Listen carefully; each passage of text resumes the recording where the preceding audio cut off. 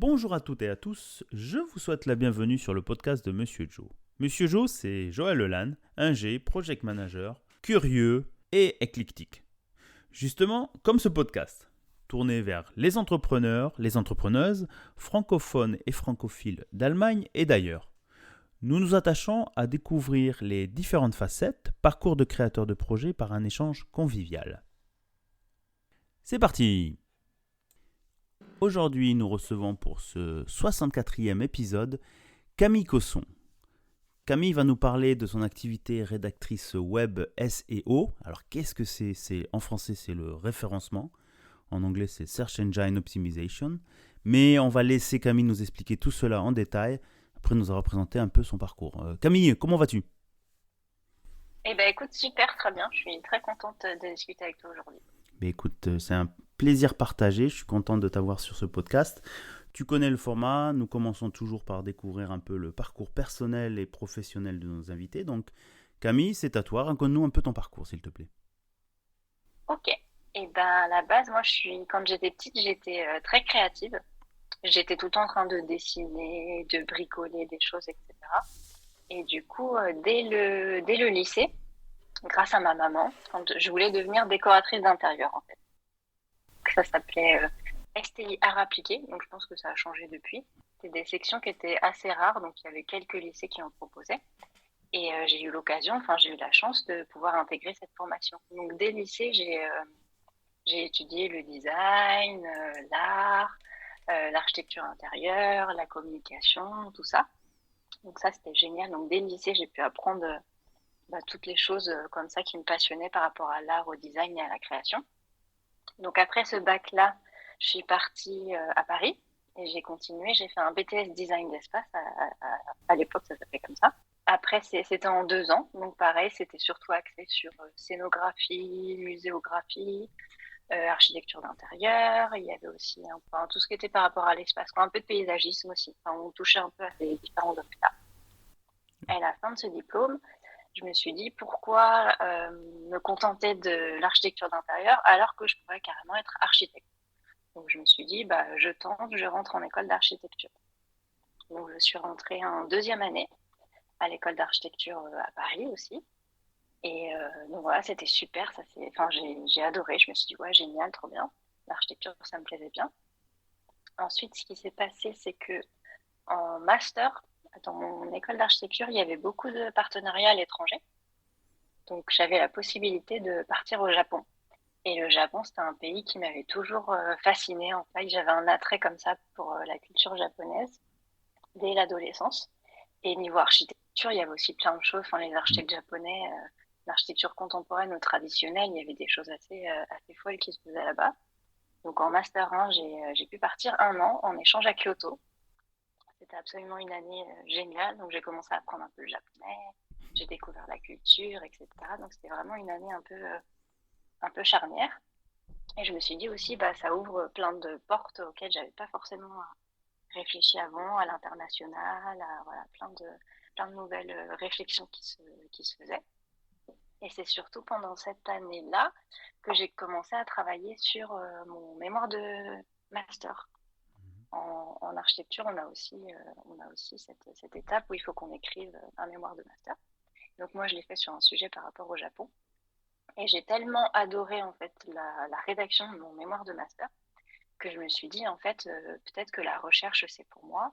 Et j'ai commencé à avoir un attrait pour le doctorat, à me dire l'enseignement, la recherche, plutôt que de travailler, en fait, dans un cabinet d'architecture, j'étais plus attirée par la théorie et me dire que la recherche, le métier, voilà, le domaine universitaire, ça me correspondait plus. Donc, ce que j'ai fait à la fin de mon master, je me suis dit, je tente un post-master recherche. C'était toujours dans mon école d'archi, en me disant, je vois si éventuellement le doctorat, ça peut me convenir ou pas, et si j'ai la possibilité de le faire. Donc, je fais une année supplémentaire, en fait, après, à la fin de mon master, pour me dire, voilà, je mets un pied dans la porte et je me dis si ça me plaît ou pas. Et en fait, ça m'a complètement, j'ai été convaincue, je me suis dit, le doctorat, j'ai absolument envie de le faire. J'ai postulé pour une bourse au Japon, donc pour faire ma thèse au Japon aussi, parce que j'avais toujours cet attrait pour le Japon. Donc j'ai postulé pour avoir une bourse, j'ai décroché la bourse Et du coup, je suis partie 4 ans faire une thèse de doctorat en architecture à Kyoto. Je suis retournée dans la même université. Et voilà, ça c'est un peu le parcours que j'ai eu. Et sauf que à la fin du doctorat, un changement d'idée, la voie universitaire, ça me convenait pas vraiment en fait. Donc je cherchais quoi faire. Et je suis tombée sur la rédaction web SEO. Et donc je me suis formée et je me suis lancée en septembre 2021 en rédaction web. Voilà un gros résumé de mon parcours des dernières années. Donc c'est tout récent en fait, et c'est ce qu'on peut voir un peu sur ton profil, enfin toute la charte graphique que tu as aussi sur Instagram, on va en parler tout à l'heure. Le côté manga, culture japonaise, pas que ça, parce que ça fait un peu Oui, stéréotype, mais aussi tout ce qui est l'architecture et la culture. Donc 2021, tu es sorti diplômé, comment on dit, doctorant, docteur en... docteur. Doctorant, en fait, c'est quand tu es Oui, quand tu le fais. étudiant, enfin quand Mhm, tu es candidat au doctorat, donc on mhm, s'appelle doctorant ou doctorante. mhm, Et une fois que tu es diplômé et que tu as le diplôme en poche, le sésame, le mhm. PhD, tu es docteur. Alors docteur Docteur. Il y a un E quand tu es, bien. en recherche architecturale ou c'est ça ou comment? Oui, docteur en architecture. Après, c'est un peu compliqué. Moi, je l'ai eu au Japon, mon doctorat. Donc, Mhm, c'est complètement intégré dans le système licence, master, docteur. En France, c'est un peu plus compliqué parce qu'il y a des écoles doctorales qui sont séparées de l'université. mhm. Donc, en fait, en France, ce serait docteur en géographie avec une spécialité architecture. Bon, c'est un peu complexe après, Ok, donc c'est pour des gens par les exemple intitulés. liés avec de l'urbanisme, du génie, comment on appelle, du génie civil, j'imagine, et Génie civil.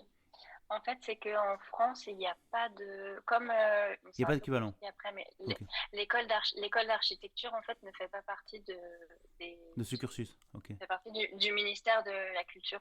Ah, ok. Donc, du coup, il n'y a pas d'école, si tu veux, il n'y a pas de doctorat en architecture parce que c'est le ministère de la Culture et pas le ministère Ouais, de c'est l'Éducation. considéré comme un art, Donc, ça, c'est l'architecte. un peu...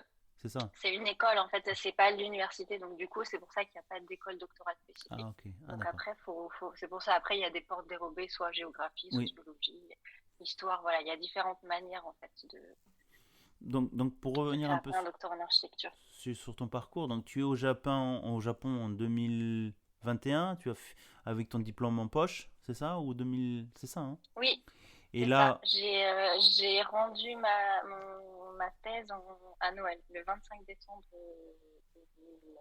2021. Ok, très bien.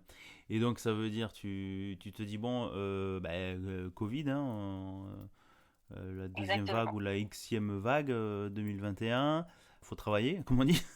Donc tu te dis, t'es bloqué au Japon, fermé chez toi, et tu te dis, bon, tu démarres un peu parce que tu avais toujours cette idée de création dans l'architecture, décoration d'intérieur. Et comment tu es arrivé à modifier ton parcours, aller vers la rédaction web, parce que tu as un peu découvert ça là-bas, c'est ça, hein? C'est ça. En fait, j'ai fait ma soutenance de thèse en janvier 2021. Mhm, Et il me restait, j'avais 3 mois parce que mon visa se terminait fin mars 2021. Donc mhm, j'avais 3 mois où j'étais coincée au Japon toute seule, Covid, voilà, plus rien mhm. à faire en plus parce qu'après 4 ans de thèse, bon bah voilà, tu te retrouves au final, d'un coup t'as plus rien à faire alors que t'as bossé dessus pendant 4 ans, donc c'est un peu le vide intersidéral Ouais, t'étais ermite, quoi. Un qui te ermite, il fait... faut Bah ressortir, quoi. c'est ça, Et tu peux pas t'es ermite sortir. et tu sais plus quoi faire de ton temps en fait parce que t'as plus Oui, l'habitude d'avoir autant de temps libre. Donc du coup c'était un peu d'accord. déroutant quoi. Et donc ça tombait bien, c'est que j'étais tombée sur une formation en rédaction web. Mhm, Et en fait, comment j'ai découvert la rédaction web SEO, c'est un peu par hasard. C'est que au moment où je rédigeais ma thèse, quelqu'un m'avait contacté sur LinkedIn, mhm. un éditeur en chef d'un magazine qui cherchait quelqu'un pour écrire un article sur l'architecture au Japon.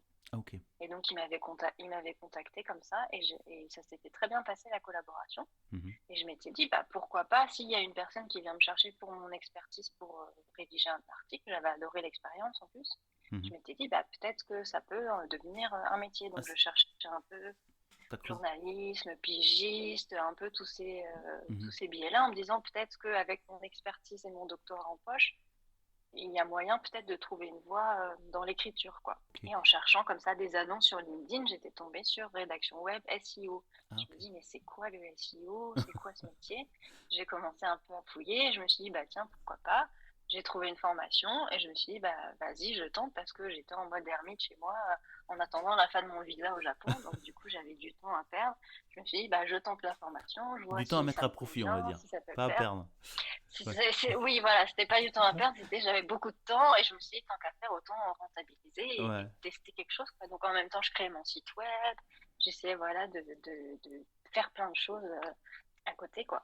Donc c'est super intéressant, j'aimerais bien revenir là-dessus dans le sens où tu dis le hasard, le hasard, bon, beaucoup d'invités on se rend compte, il y a un hasard mais qui est un peu provoqué par rapport à ses intérêts et son background, et aussi ben, les réseaux, les gens qui viennent vers toi, donc aussi encore un autre hasard en disant ouais, faire rédaction, et de prendre l'opportunité de dire bon ben why not, on y va, on teste, et donc alors je trouve ça pas mal aussi, il y a l'autre sujet, donc le hasard, le provoquer, prendre une opportunité et en plus de ça creuser le sujet en se formant. Bon, c'est pas pour tout le monde. On a vraiment on a les trois éléments d'un entrepreneur, d'un profil entrepreneur où on teste des choses, on creuse, on gagne en compétences, on gagne en formation.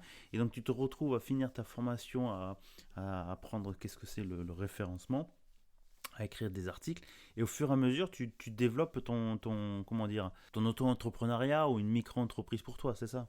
Oui, exactement. En fait, j'avais déjà une micro-entreprise qui était déjà ouverte en France parce que je travaillais, je faisais des petits jobs de temps en temps depuis le Japon pour Mhm, d'anciens clients. Donc mhm. j'avais déjà une micro-entreprise qui était ouverte et active. Donc du coup, je l'ai relancée.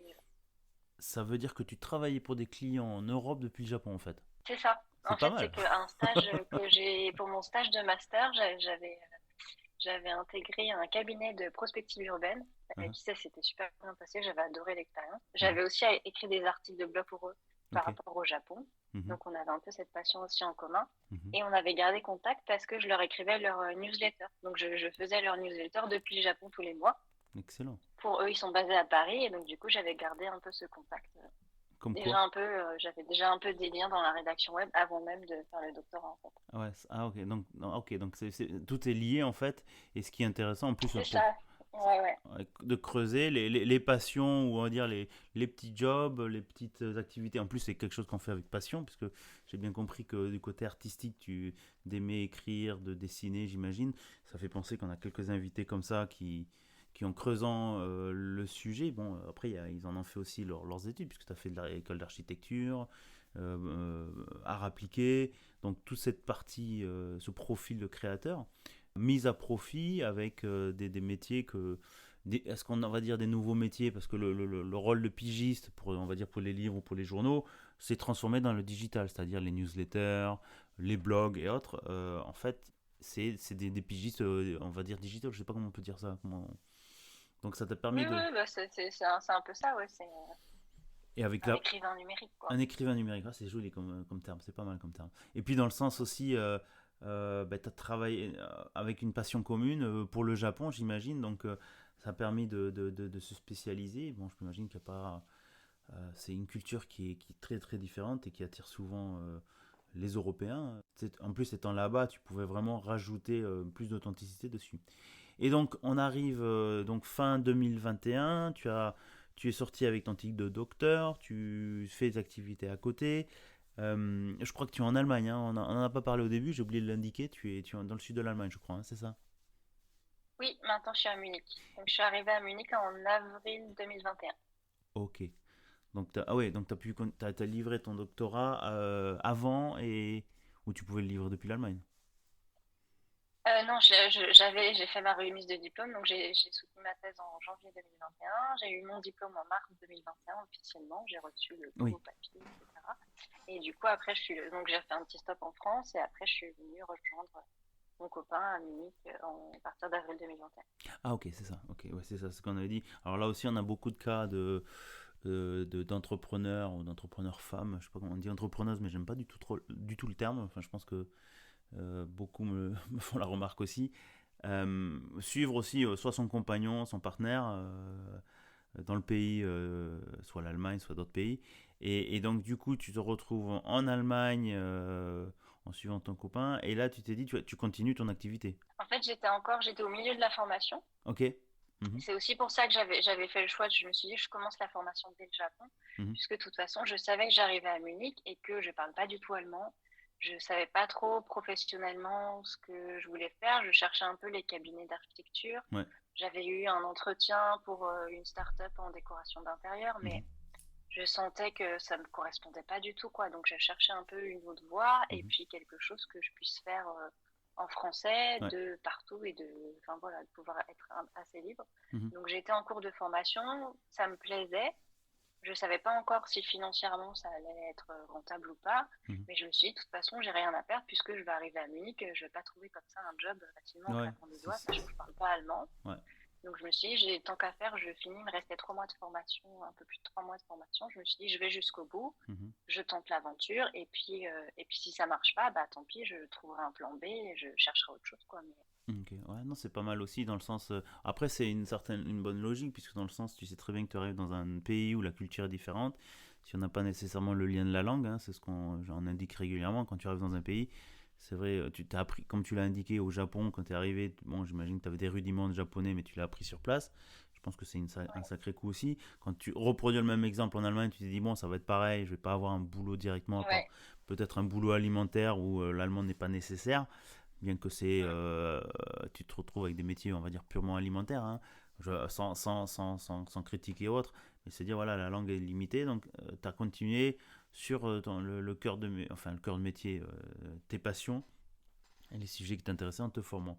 Et donc, tu finis ta formation rédacteur web. Alors, faut nous expliquer un peu ce que c'est le référencement. Je pense qu'on peut du coup, tu as démarré, tu as continué sur ta niche dans de la rédaction pour des cabinets d'architectes ou des décorateurs intérieurs. Comment ça se passe? c'est ça. Donc j'ai fini ma formation à l'été 2021. Avec dans l'idée, j'avais directement quand j'ai commencé la formation, j'avais un peu dans l'idée que de toute façon, je voulais que ça ait un rapport avec mes passions et Mhm. avec l'expertise que j'avais, quoi. Parce Bien que je me sûr. suis dit quand même, j'ai un doctorat en architecture, c'est pas pour aller écrire sur les pommes de terre ou sur des sujets qui n'ont aucun rapport avec ce que je connais, C'est quoi. clair. Donc j'avais quand même dans l'idée de me Niveau dire que crédibilité, même c'est pas ça, si quoi. On est d'accord. après en rédaction web, ça peut être très, il y a des gens qui sont très très généralistes. C'est voilà. Après, on peut être vraiment spécialisé. Moi, avec le parcours que j'avais, je me suis dit, il faut que je mette à profit cette spécialisation. Mhm. Donc, j'avais déjà dans l'idée de me dire, je tente cette niche de la rédaction web, spécialement pour les architectes, les décorateurs d'intérieur, le design, voilà, Mhm. toutes les thématiques que j'aime et sur lesquelles j'ai quand même des compétences. Donc, je me suis dit, je tente cette niche-là. Elle n'existait pas vraiment parce qu'en fait, il n'y avait pas de rédaction web spécialement pour les architectes. Mhm. Donc, j'ai pris un risque en me disant, bah, je me niche et je vois si j'ai de la demande ou pas. Et au final, dès les premiers mois, j'ai eu pas mal de demandes spécifiquement parce qu'ils cherchaient quelqu'un qui parle un peu le langage de l'architecture. Parce qu'ils voulaient soit s'adresser, soit c'était des architectes, Ouais. soit c'était des marques qui voulaient s'adresser aux architectes. Et du Ok. coup, ils cherchaient quelqu'un, voilà, qui maîtrise en fait le langage de l'architecture. Donc, t'étais le maillon, Donc, le c'est comme ça lien. que je me suis un peu lancée.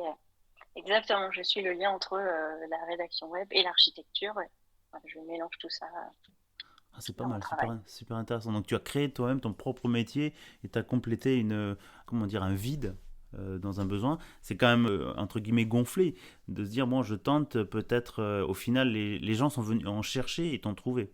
Oui, au début, je me suis dit, puis on verra du coup le SEO, mais il y a quand même le référencement. Donc, j'avais cette capacité à.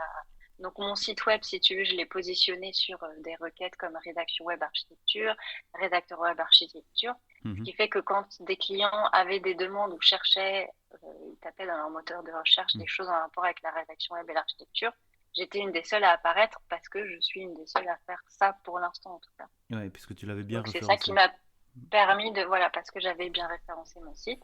Et après, sur les réseaux sociaux aussi, je communiquais beaucoup Mhm. sur background d'architecte, sur la rédaction web, etc. Donc, c'est un peu comme ça que j'ai communiqué sur ma spécialité. Ok. Au début, je me suis dit, je tente cette niche-là, je ne savais pas si ça allait marcher ou pas. Mhm, Donc, je m'étais dit, je me laisse 3 mois quand je me lance, en me disant, je vois si cette niche-là, je sens qu'il y a un besoin, qu'il y a des gens qui viennent vers moi.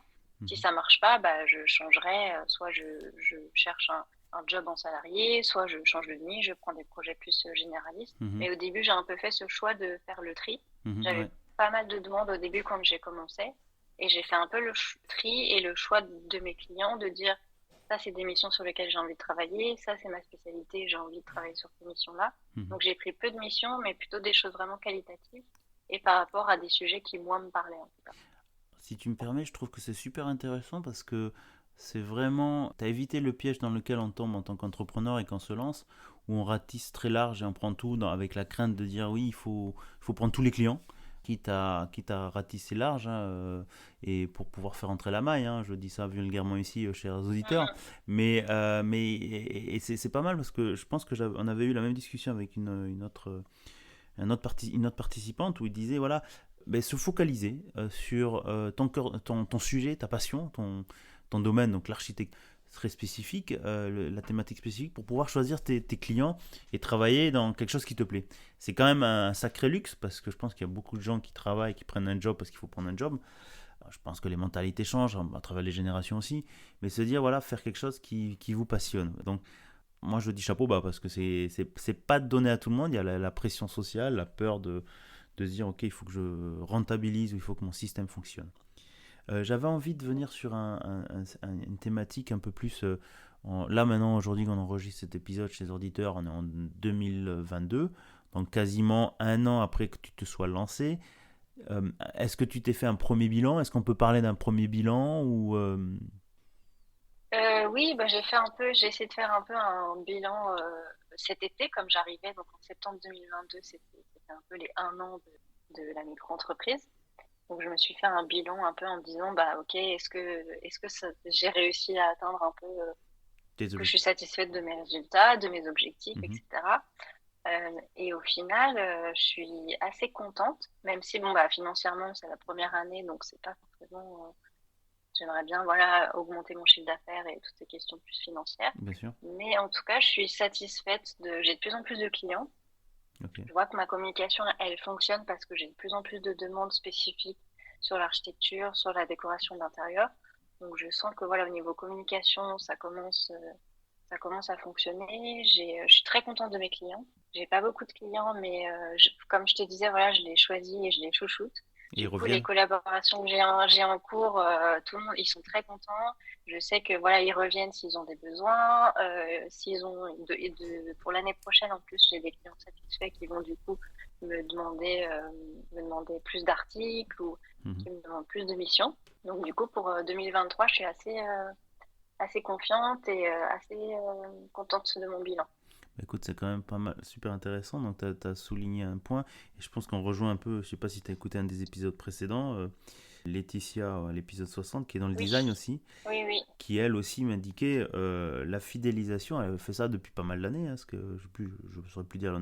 J'envoie nos auditeurs à aller écouter. Je sais pas si c'était 5 ou 10 ans qu'elle elle fait déjà dans le design, dans le sens où la fidélisation, prendre moins de clients, mais des clients pour lesquels tu travailles à 200% au niveau qualité top, et tu sais que c'est le meilleur élément pour fidéliser les clients et pour venir. Toi, tu indiques ça au bout d'un an, donc ça veut dire que tu as fait tout un gros travail de com. La communication, ça ne se fait pas du jour au lendemain, hein, c'est un truc à Mm. long terme, et je le vois, je l'ai vu sur ton profil Instagram, le contenu est super travaillé, très, très, très orienté, très, très spécifique. Et bon, moi, j'apprends tous les jours dessus, puisque, comme beaucoup d'éditeurs, le référencement, c'est un peu une certaine magie, quelque part, des termes, et pour lesquels les gens, maintenant, on prend de plus en plus, on le considère de plus en plus pour être bien référencé, parce que c'est quand même la clé pour être trouvé. Parce que dans les Oui, méandres de oui, oui. l'Internet, pour faire la différence, que tu tapes sur un moteur de recherche qui commence par G et que tu tapes des mots très Mm. génériques, ben on sait très bien que les premiers ça va être ben, ceux qui payent, c'est-à-dire des liens sponsorisés, hein, achetés, qui faussent un peu le bon référencement. Mais on a toujours la possibilité, en mettant les bons mots-clés, en bien créant son site, en mettant les bons termes qui vont bien, mais de pouvoir d'être plus facilement trouvé. Et je pense que tu vas me confirmer là-dessus. Le fait aussi d'avoir une communication multi-channel, c'est-à-dire sur Instagram, sur LinkedIn, un site, des YouTube et autres, d'avoir toujours la même communication, la même information qui est communiquée sur des channels différents. C'est bien ça, hein? T'es pas encore sur TikTok, Oui. TikTok, non? Non, je suis pas. Moi, je me focalise pour l'instant C'est vraiment pas ton public. sur Instagram. Après, je développe un peu Pinterest aussi, parce que Ok, ça ouais. ramène du trafic. Pour le SEO aussi, c'est intéressant. Et Ouais, comme j'écris beaucoup d'articles de blog, je travaille aussi Pinterest. ok. Mais oui, oui, tu as raison. De plus en plus, en fait, d'avoir, on appelle ça le SMO, c'est le référencement par rapport aux réseaux sociaux. Ok. Ça va prendre de plus en plus d'importance aussi parce qu'il y a certains posts qui sont référencés, les vidéos YouTube, elles sont aussi référencées. Ouais. Donc, ça va prendre de plus en plus d'importance. Et puis, ne serait-ce pour toi, tes outils de communication, c'est bien de ne pas mettre tous tes œufs dans le même panier Mm. parce que tu sais jamais ce qui va arriver sur un réseau social, si Google fait une mise à jour, des choses comme ça. Mhm. Donc, c'est bien dans tous les cas de varier en fait tes apports de trafic vers ton site internet. Donc ça exige une certaine adaptabilité et aussi suivre un peu, entre guillemets, les tendances. Je veux dire, le questionnement, je me le suis posé, parce que ce qui concerne par exemple le podcast, j'ai commencé sur les plateformes audio, maintenant je les mets sur YouTube. J'avais commencé à mettre beaucoup sur Instagram parce que les gens passent beaucoup dessus et que c'est un, comment dire, c'est pour capturer, les gens regardent dessus, donc ça inspire les gens. Mais on m'avait indiqué, bon, allez sur Twitter. Bon, actuellement, on ne fera pas de commentaires dessus, mais peut-être Mm. sur Twitter ou certaines générations, parce qu'après, les publics qui utilisent, c'est des publics différents. TikTok, je disais à l'instant, faire des courtes vidéos dessus. Donc bon, après, c'est vrai, on peut pas être partout, mais il faut être Oui, sur c'est certains ça. réseaux pour pouvoir être visible, quoi. Mais il Tout, faut surtout bien choisir ses réseaux en fonction de son client cible, c'est ça. de la personne. Parce qu'effectivement, si on vise des jeunes, bah, effectivement, il faut être sur TikTok. Mhm. En fonction de Ou la tranche Snapchat. d'âge, des centres d'intérêt, etc. Mm. Faut aussi penser un peu stratégie et savoir qui on vise et où est-ce qu'ils sont présents, en fait. Donc on arrive un peu dans les conseils que tu donnes pour être bien référencé, parce qu'on a parlé de deux sujets. On a parlé de référencement, donc les mots, hein, c'est le SEO, hein, pour les moteurs de recherche, et l'autre sujet, c'était sur les réseaux. Tu as dit comment, les MO, SMO. SMO. Alors, C'est en fait le référencement. Après, c'est plein de mots techniques. ouais. Alors c'est marrant, je le fais. Mais en gros, Mhm. c'est aussi, il y a de plus en plus par exemple, sur Instagram, Instagram développe de plus en plus aussi le SEO, donc ça va être important aussi, au-delà des hashtags et de toutes ces techniques-là, Mhm. de mettre aussi des mots-clés en fait dans son post, voilà, pour aussi, Instagram développe de plus en plus aussi des algorithmes un peu de la même façon que YouTube ou Mhm. Google, les mots-clés vont avoir de plus en plus d'importance aussi sur les réseaux sociaux, Ok. pour pouvoir Alors, aussi être trouvés. ok, donc ça veut dire des mots-clés, parce que j'avais la discussion aussi, moi j'ai découvert le hashtag et je me suis toujours posé la question, qu'est-ce qu'il y a derrière? Pour moi, et peut-être corrige-nous dessus, peut-être les auditeurs aussi, le hashtag c'est quoi? C'est juste un compteur? C'est juste un mot-clé, par exemple, j'en sais rien, fête de l'école, enfin hashtag fête de l'école, je dis au hasard, hein. Et ça permet de relier entre eux, à travers différents réseaux, une même thématique, ou comment ça fonctionne? Qui c'est qui l'utilise? Ça fait beaucoup de questions. Alors après, je suis pas spécialiste des réseaux D'accord. sociaux, je suis pas spécialiste d'Instagram non plus. Ah mince, Mais voilà, donc après je l'utilise, mais bon, je maîtrise pas non plus toutes les subtilités. le principe du hashtag, c'est surtout en fait, de catégoriser un peu Ok, les thématiques. ok, Donc c'est qu'après, une fois qu'on a mis son hashtag, je sais pas si c'est, par exemple, référencement. ok. Et ben en fait, il y a certaines personnes, c'est possible aussi de suivre des hashtags. Donc Uhum. peut-être que des gens qui s'intéressent au référencement et qu'on a mis sur notre post, on a mis hashtag référencement.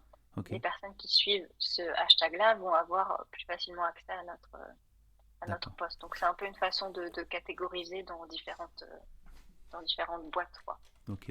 Et le référencement, donc toi que tu fais, c'est spécialisé, tu aides donc les cabinets d'architectes ou les producteurs de matériel pour de décoration d'intérieur, par exemple, en leur aidant à choisir les bons mots-clés pour mettre sur leur site et sur leur communication. C'est ça, en fait, le référencement, pour mieux trouver. C'est ça, le référencement, en fait, moi j'aime bien dire que c'est comme un espèce de guide des bonnes pratiques pour pouvoir être mieux référencé apparaître dans les premières pages du résultat de Google, quoi.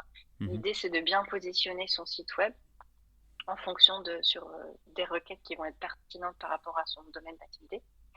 Et donc, moi, je vais aider les entreprises, les architectes à pouvoir booster un peu leur visibilité sur les moteurs de recherche, quoi, pour qu'ils aient plus de trafic, potentiellement plus de clients, etc.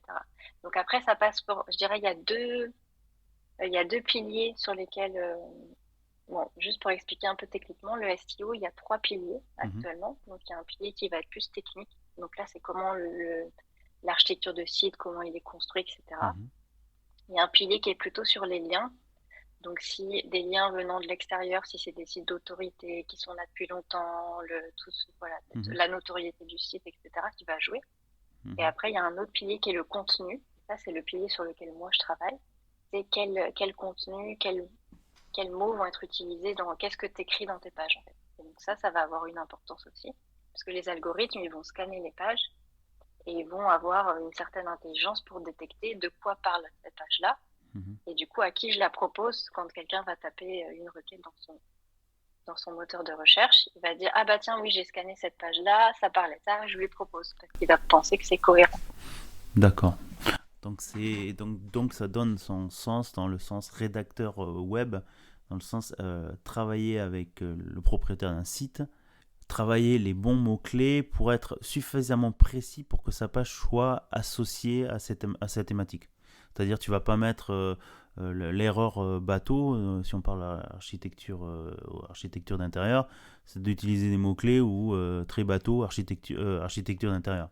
Plutôt rentrer dans les détails, par exemple, je sais pas, les différents courants. Être plus spécifique. Ok. Et après, il n'y a pas que les mots-clés. Après, il y a aussi le texte. Donc, le texte qu'on va écrire dans les pages, que ce soit des pages fixes, des articles de blog ou des choses comme ça. Il y a aussi, faut se dire quand même qu'à la fin, il y a un lecteur. Ouais. Donc, il faut que le texte il soit intéressant, il faut qu'il réponde à ses questions, il faut que le champ sémantique aussi se soit varié pour que les algorithmes sont devenus de plus en plus intelligents, si j'ose dire. Et en fait, ils arrivent à comprendre aussi globalement.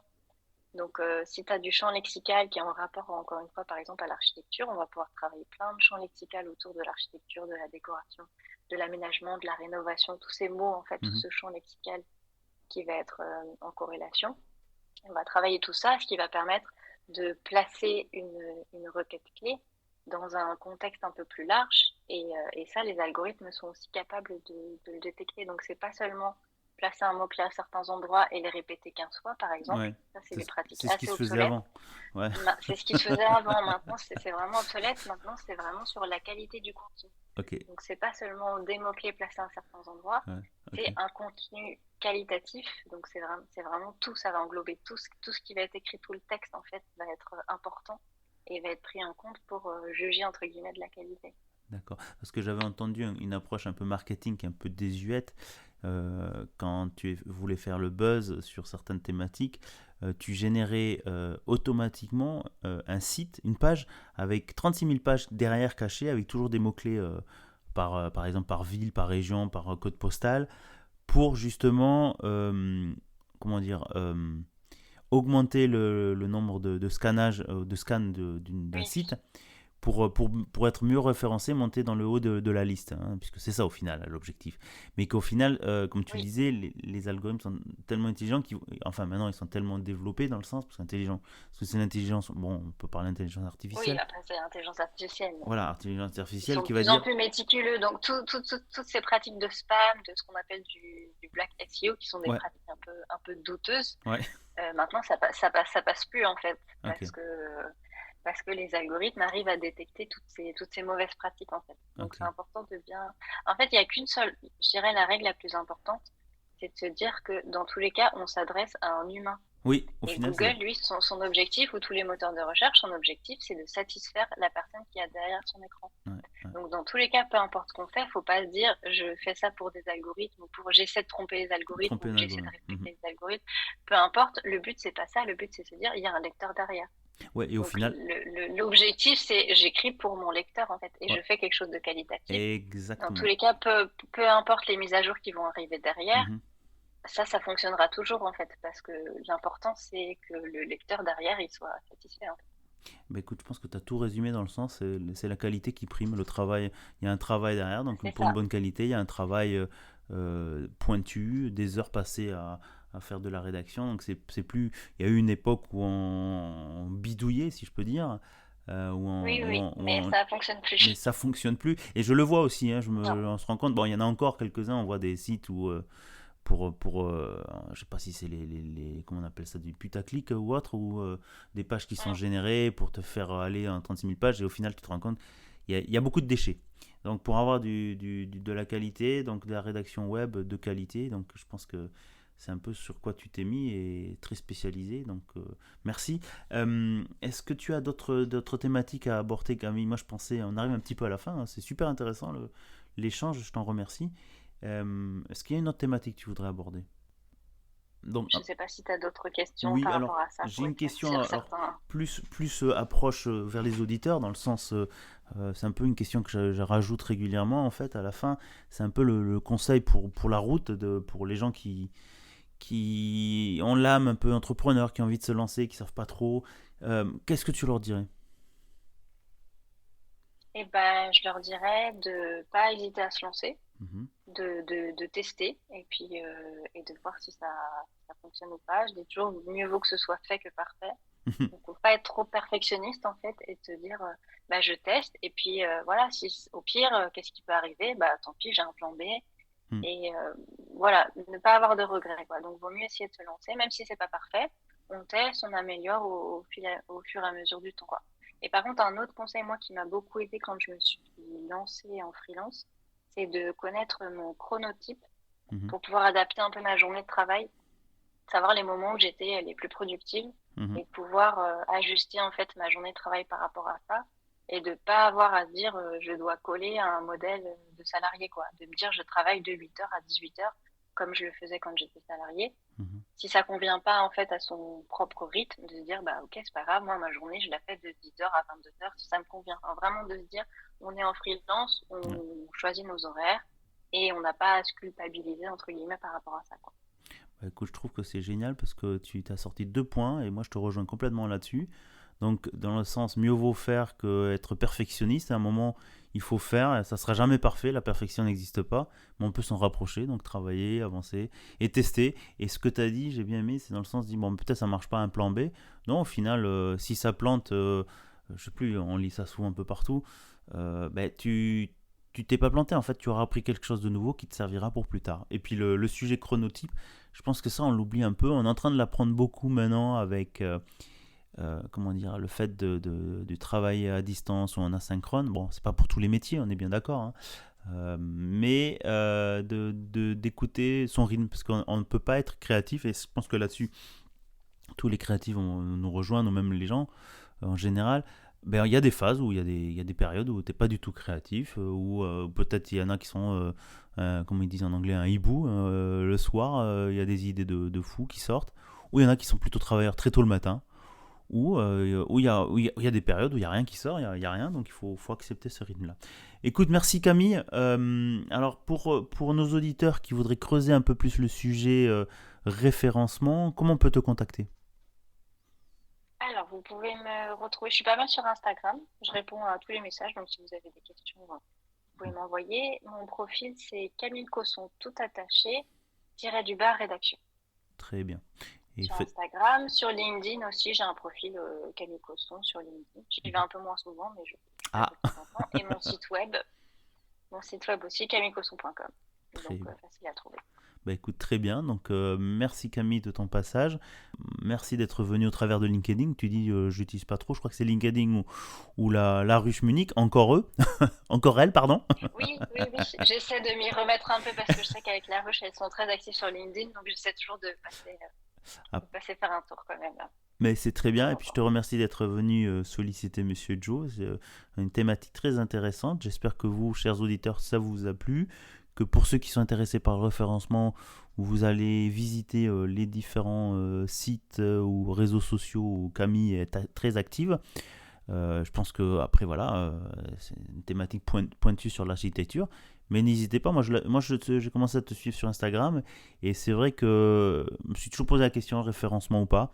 Je le fais sans le vouloir, dans le sens d'être sur les différents sites, utiliser certains mots-clés, le travail du blog aussi, du texte un peu plus accroché, mais bon, c'est beaucoup de travail, hein.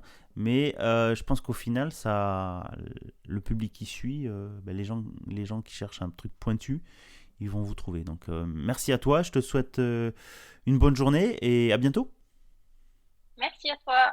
À bientôt. Bonne journée.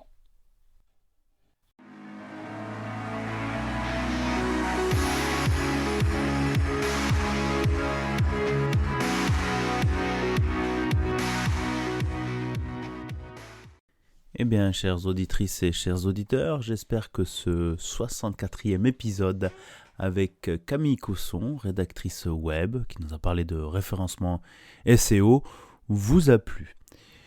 Je vous invite aussi, comme Camille et d'autres participants à ce podcast, à nous rendre visite sur LinkedIn, à nous solliciter, à Monsieur Joe, donc soit sur LinkedIn en cherchant Joël Lelanne.